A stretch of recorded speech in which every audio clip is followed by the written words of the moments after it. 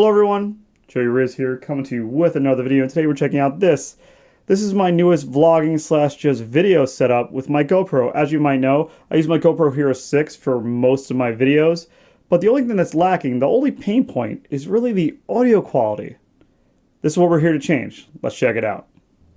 Alright, so in one of my more recent videos, I went to the BlackBerry Key 2 event in New York City, and I took my GoPro with me to pretty much record the whole thing. And this is what I used. I just used the regular GoPro Hero6 mount with a little, dead cat on there to try to cut down on some wind noise. But I don't know if you could tell, but I'll put the video right up here. The audio quality on that was garbage. I picked up everything, and I was trying to get interviews, and it didn't really work. That is why I came up with this setup. I've seen other setups online that seem way too complicated, so I'm here to simplify it for you. Let's check out each individual piece. Okay, so first thing I want to take a look at is the Joby GorillaPod. I think this is called the SLR Zoom. Links are going to be down below. I've had this for a while. I've used it for a while. It is my go-to stand when I'm out and about. It is sturdy, stable. Even if you see Casey videos, it falls down all the time. But if you mount it right, it does work pretty good. It's got adjustable head. You can spin all around. It is the best stand tripod that I've ever had. Okay, so the next part of this is the case. Now this right here is what I think they call it, if I can pronounce it properly, Finvic is the company that makes this. It's really cheap. It's like $17 or $16 on Amazon. I'll show some pictures and link down below, obviously. But see, as you can see, it holds the GoPro rather nicely with this little screw. It kind of does a press fit here.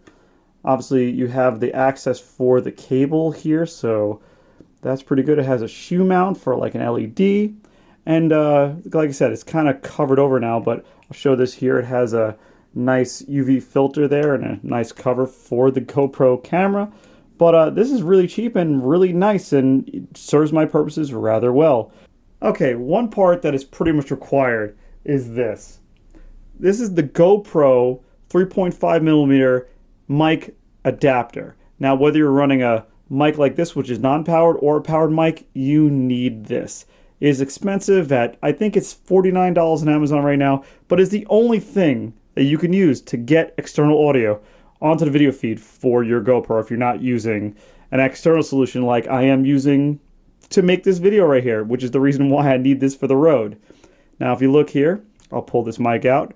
It has a 3.5mm adapter right there, and another USB-C mount, port, I should say, just for, charging the device while you're using it. I guess for shoots where it's long shoots, I guess it could be useful, but yeah, you need this, and I just have it on here with some double stick tape, and it seems to work rather well.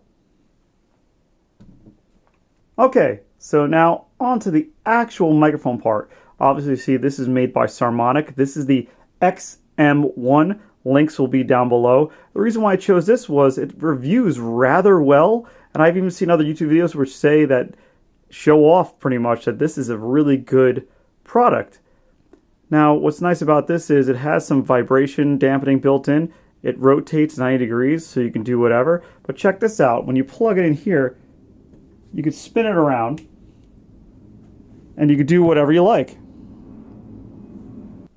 Okay, so what I'm going to do now is I'm going to have two different recordings. I'm going to record on the GoPro without the mic and the GoPro with the mic to show you the differences.